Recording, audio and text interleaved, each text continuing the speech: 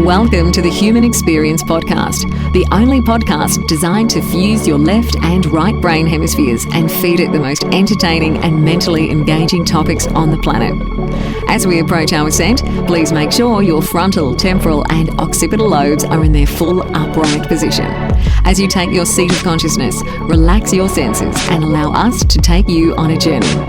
We are the Intimate Strangers. Thank you for listening.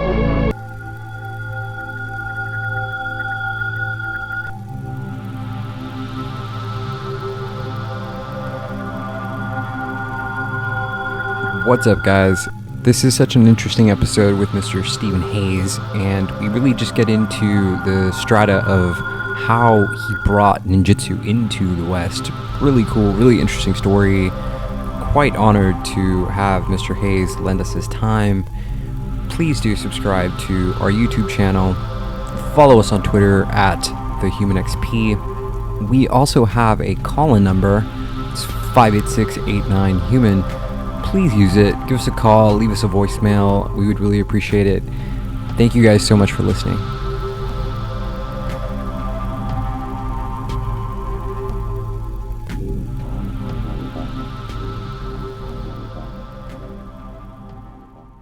The human experience is entering the shadows of Iga as we explore ninjutsu with my guest, Mr. Stephen Hayes. Mr. Hayes, thank you so much for being here, sir. It's an honor. It's great to be here. So, Mr. Hayes, if you could briefly tell our audience who you are and what you do for those that don't already know, that would help to preface this conversation. Well, in a nutshell, in the 1970s, I went to Japan to find the last training hall of the ninja. This is before there were turtles or anything else like that, and I was the first American to become an actual disciple of the grandmaster there. And for several decades, I stayed in Japan, went back and forth from America. It was a very different martial art from the 1980s. The idea of being a protector as opposed to being a champion, somebody who fights for his own name. Very different. And I developed from mid-1990s a modern version of the ninja fighting art. I call it Tow Shindo. And I've been promoting that since the mid-1990s. And here we are 20 years later. I was inducted into the Black Belt Hall of Fame in 1985. I'll get the Martial Art Industry Association Lifetime Achievement Award this July. Wrapping up a career here. Very interesting. I'd like to get more into, Black Belt Magazine calls you a legend, one of the most 10 influential martial arts masters alive in the world today. If you could just kind of go into more of your story about how you got to Japan and met Hatsumi Sensei, I think that would be interesting. Well, got to travel back, almost 40 years to a time when Hatsumi Sensei was a relatively young guy in his early 40s. His teacher, Takamatsu Sensei, had just died. Now, Takamatsu was the guy from the 1800s. He witnessed a lot of radical change in Japanese culture, went through the war, and had found in Hatsumi Sensei a worthy heir. And so he had just finished transmitting all of this ancient cryptic lore and had died in his 80s. I arrived on the scene. There were 15 people training in the dojo at that time. It's kind of funny to think now when you look at thousands and thousands of people around the world involved in this, but there were 15 people, and I was the non-Japanese. And I was amazed that they allowed me to train.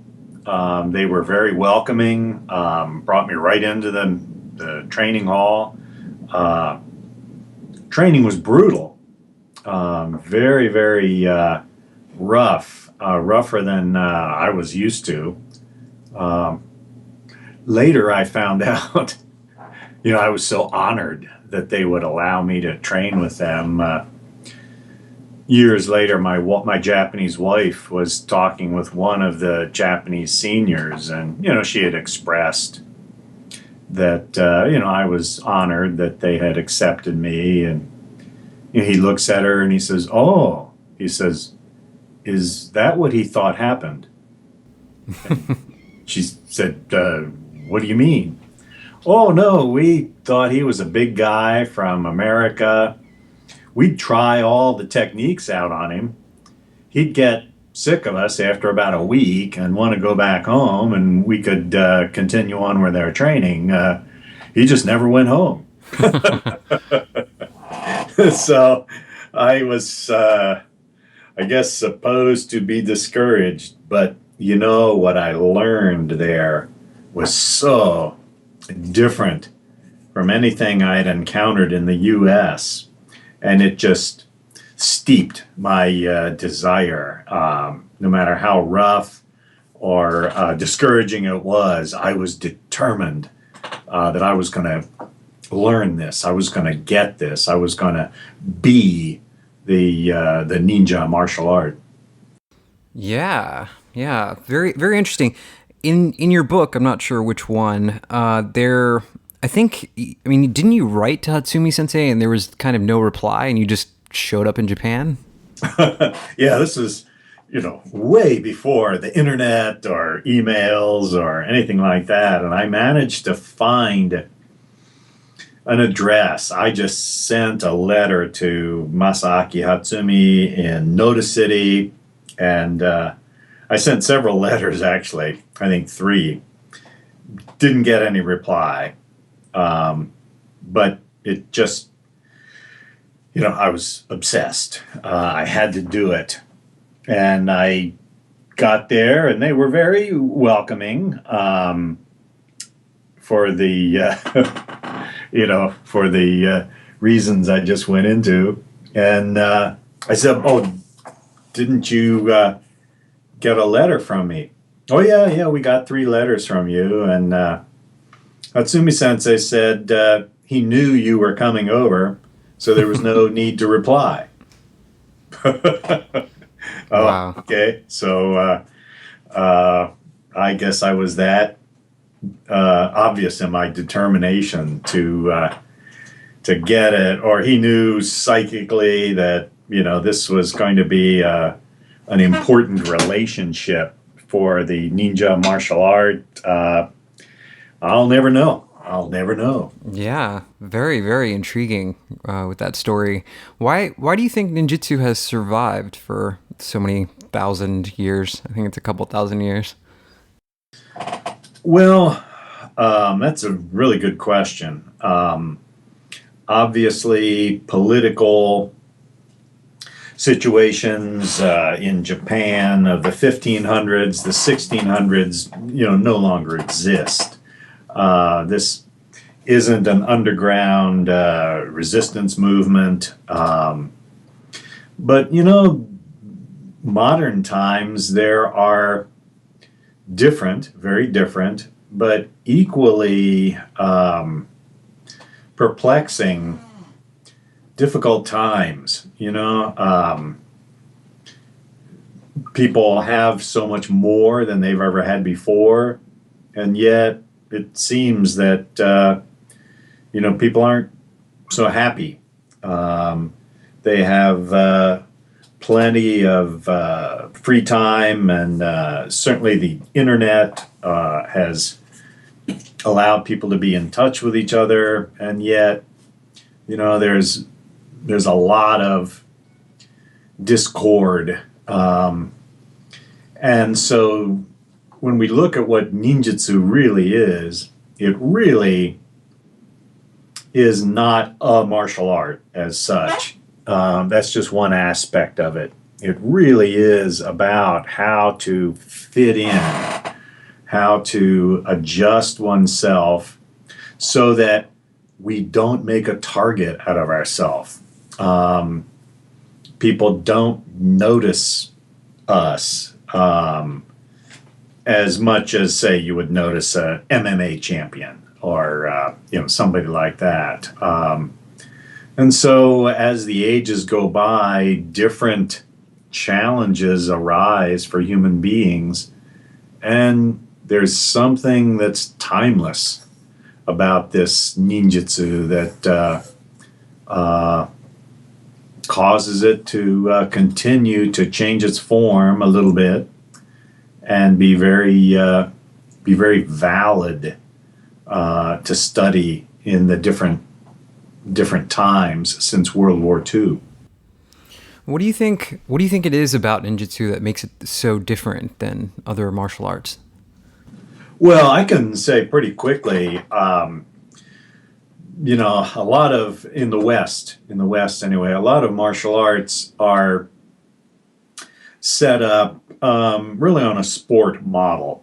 Two people go into a ring and, the better man wins. And the guy who comes in second place, he vows to train harder and he'll get another chance. And ninjutsu is so old that it goes back to an older time, an older age, where you either won, there was no second place. You were killed or maimed. And it was used as a way to preserve peace, to encourage peace. The samurai warlords were, vying with each other for power, and the ninja could subtly persuade these people peace was better. And so to this day, the reliance on rescuing other people and escaping, just defend and then disappear, makes ninjutsu a very different kind of a martial art than one where a 28-year-old champion at the height of his physical prowess is temporarily the guy that everybody celebrates. Yeah. This might be a little bit of a controversial question. You can elect to not answer it if you want, but what happened between the Bujinkan system and the Tow Shindo system? There was kind of a split where you decided to open the quest centers and move away from Hatsumi Sensei's teachings. What caused that? Well, what happened over the years, the 1970s until the early 2000s, I wrote a series of books that are still available to this day, and it made ninjutsu quite famous. So there weren't 15 people studying for very long. Everybody wanted to be Stephen Hayes, They all wanted to be the guy. And, well, you can't be the guy. I'm the guy. You have to create a new role. But people wanted to have that old days kind of a situation. So that was going on. There were a lot of people that didn't particularly like me. They would try to criticize the way I handled the early days of publicity and so forth. They wanted to be important. So that was one aspect. Another aspect was that Hatsumi Sensei was changing, and he was adjusting the art to fit what Japan was looking for, what Europeans were looking for. It wasn't the same art that I had studied in the 1970s. It became kind of like abstract art. Strange, funny kind of situations. How would you defend against a guy with 2 6-foot bows? Things that would never happen in real life. They were just fun to explore. But I was not ready to go there. I really believed in the way we had trained originally. So finally, there were some individuals that were so obsessed, really, with me and my role. They wanted to cause a little trouble. And so I felt I had gotten my start. I had 30 years of training with Hatsumi Sensei. It was time to take the ninja martial art and really make it appropriate for an American base. Okay. Fair enough. Thank you so much for answering that. What do you think is the most esoteric thing that you've learned about ninjutsu would be in all of your years of training? Well, the way I use the word esoteric, it means something that is not obvious. It could even be explained to somebody, and they're just not going to get it. It's a truth that exists, but without certain experiences, nobody's going to understand that truth. So I would say the most esoteric thing that I've learned is the reality behind why ninjutsu exists, the subtle way in which the training affects, changes a person. And again, I'm going back to my 1970s training that way. You can't stay in this martial art and just get stronger. You have to change as a human being as you're learning these lessons. And the changes were not always easy. Changes were very heartbreaking sometimes. But those were necessary in order to develop a kind of warrior wisdom at the end of the path. Why do you feel like you don't really see any ninjas in combat arenas such as the UFC and other fighting stages? Why do you think that is? Well, the Brazilian Jiu-Jitsu rule book is pages after pages of all of these rules, and EFC, the same thing. You can't attack the groin, you can't attack hinge joints. It's so-called no holds barred, but there is an extremely small window of applicability. And so athletes train how to fit into that window and overcome somebody else. And it's just not what we're interested in doing. I'm 66 years old. What if I had to fight some 28-year-old who has 50 pounds of muscle on me? I still have to win by submitting myself to these rules and attitude. MMA is big business now. I mean, mega big business. And so they play two people against each other, and one steals the other guy's belt, and they're about to get into a fight on the stage. It's all planned big business. This is philosophically at great odds with real ninjutsu, where what we're trying to do is confuse an opponent into not seeing us as an opponent. Can you get into some of the differences between Tow Shindo and the Bujinkan systems? Well, one of the things that is different is the way that people attack. Bujinkan attacking method is kind of a standard from an old age where people had very short limbs and a long body. Genetically, the Japanese of 300 years ago, 400 years ago.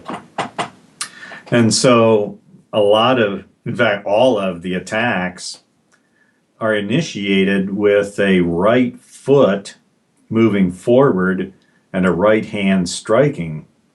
So see if, the listeners can picture that.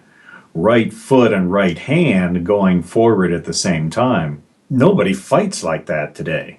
Nobody fights like that. They project a left foot forward and throw a left hand or a right hand. And so that was the first thing that we changed. We made the attacks more like what an individual is going to experience in the real world of attacks today. The second thing that's very different is in ancient Japan, ninja would get into a fighting situation very rarely.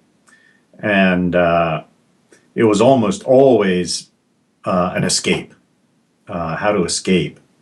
So there was certain kind of spirit training, we could say, that was just unnecessary in those days. Everybody knew each day you go out, we've got the possibility of a physical run-in. Today, a lot of people don't really know what violence looks like. So we have to teach them what violence looks like, how it sounds. There are certain things that people say when they're trying to confuse a victim. And so there's a heavy reliance on verbal combat as well as the more realistic attacking method. So that's just the beginning. That's the beginning of what Tow Shindo is, how it's different from the Bujinkan method.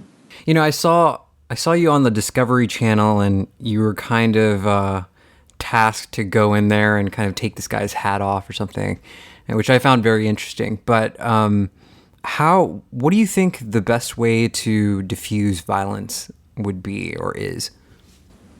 Oh, wow, that's a very broad question. Are we talking about violence among strangers, violence among angry people, violence among people who know each other? Take quite a long time to answer that. So I think the best thing to say, where we start in, is trying to understand where this other person's coming from. Somebody could be, they got a bad day, bad lifetime, and they're just mouthy and saying stuff that they shouldn't, and it's offensive, and we need to put a stop to this. Well, it's just, the law doesn't allow us to punish people for saying things, no matter what they say. If they're just talking, we can't stop them from talking. That's the way the law is. If a black belt in ninja martial art, Tow Shindo, were to physically go over and stop somebody from talking, you'd be arrested. And understanding where a person's coming from. So if somebody's, shooting his mouth off, and I might say something. Oh man, you're the third person I've hacked off today. I'm getting in everybody's way. Let me just get out of here. I get in the truck. I'm taking off. You get in your truck. You go your way. Apologize to you. I'm sorry. Whoa. That's kind of a strange way, slightly humorous. Gives the guy a way out. He saved face. My friend knows I just saved that guy's life.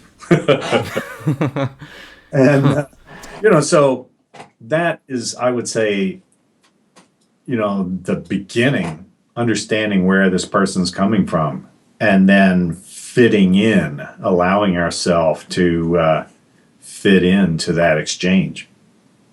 Is there a personal way that you deal with injuries? Because I know that with training, there's usually a lot of kind of wear and tear injuries that come about from that.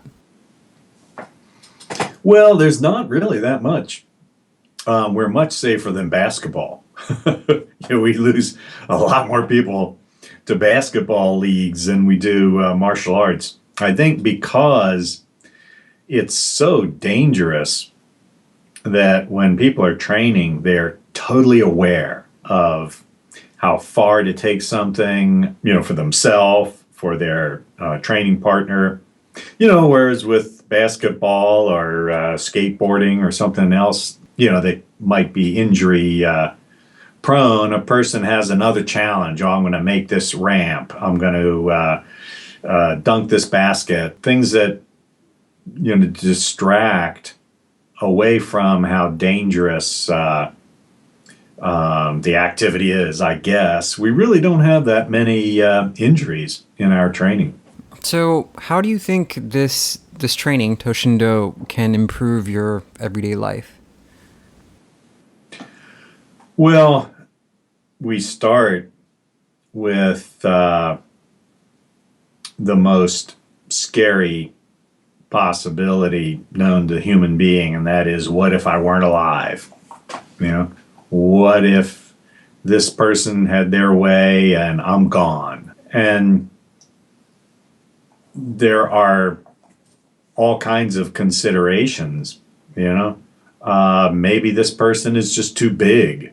How do I fit in there? Maybe it's not worth fighting. How do I get myself away and out of there without making a target for myself? Maybe the talker is not the problem. The problem is his cousin over there who's real quiet, who's just going to sneak up behind you and hit you over the head. It demands absolute, complete attention.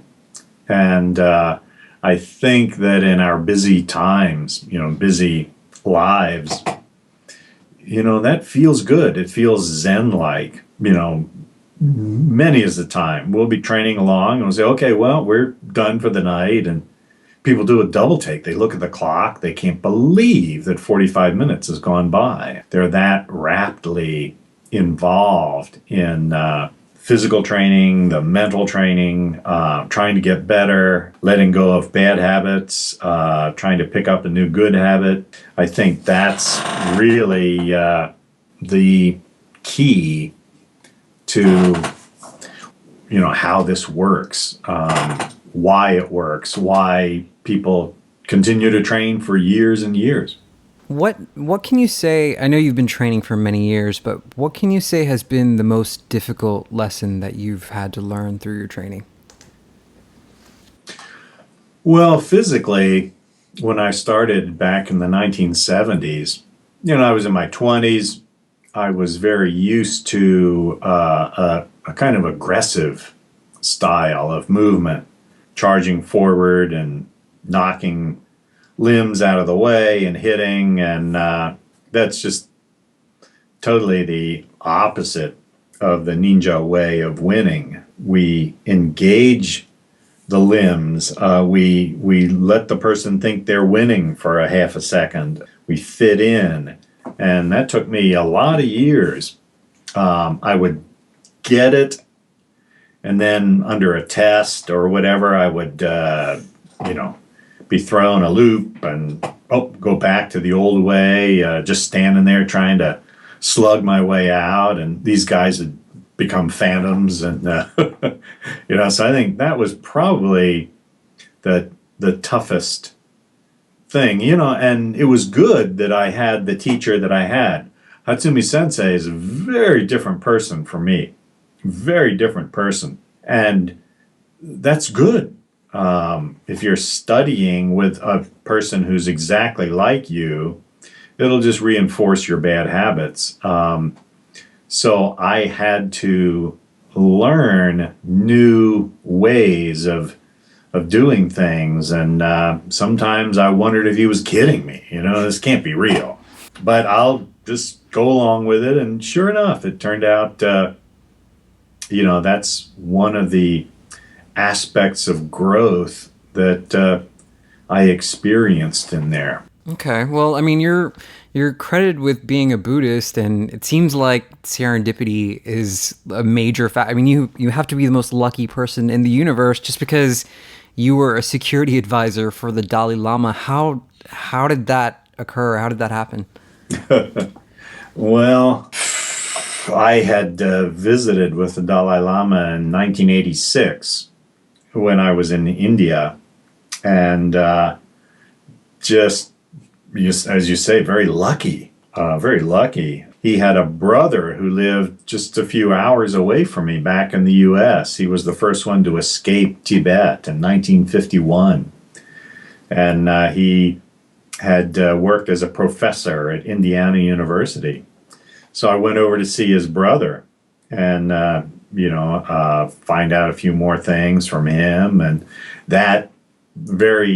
so 86, 87, the Dalai Lama came to Indiana to see his brother, brought all these monks with him, and so I got to see him again there, and he remembered me. It was a very amazing memory that he has. He remembered me, and then 88, I got to see him again. 89, I was in Los Angeles at a conference where he was, and they announced that he had won the Nobel Peace Prize.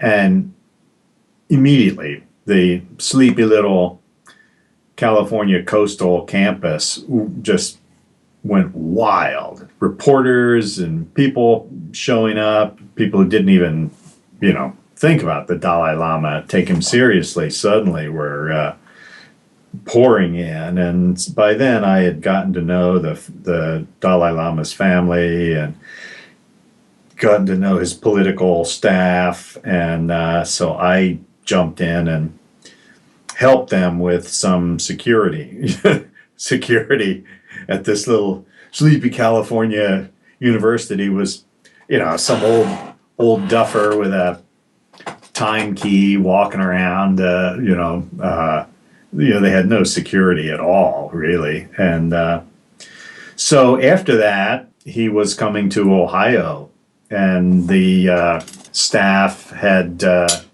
by then gotten to know who I was and asked if I would help with the Ohio visit. And then it just went on and on from there. Whenever he would visit the U.S. and be in the Midwest, I would organize a team.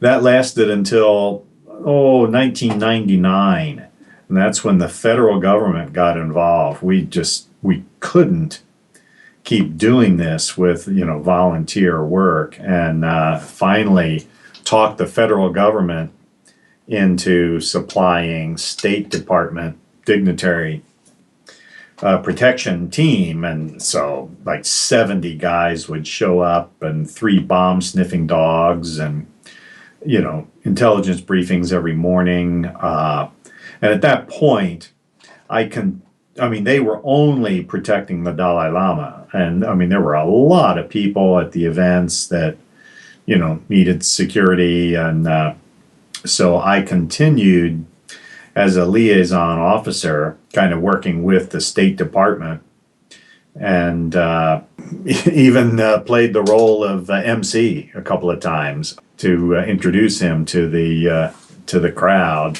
as the years went by. I'm too old to be a bodyguard now. They have guys 1/3 my age.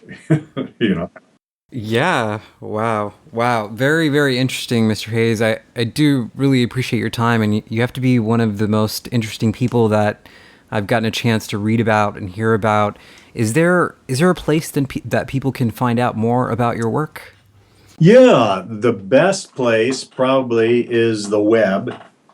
Stephen K. Hayes. You just write that out like one giant word, StephenKhayes, StephenKHayes.com.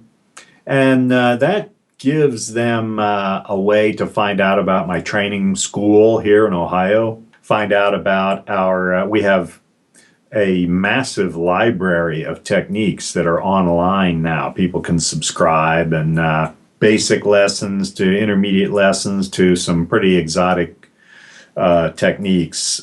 Some of the weapons, some of the psychic, you could call it psychic type of work that we do, all available online. So StephenKHayes.com would be the best place to go just to check it out. Perfect. We will make sure that we link that in the comments section below. Mr. Hayes, thank you so much for being here. This is The Human Experience. My name is Xavier. We're going to get out of here. Thank you so much for listening.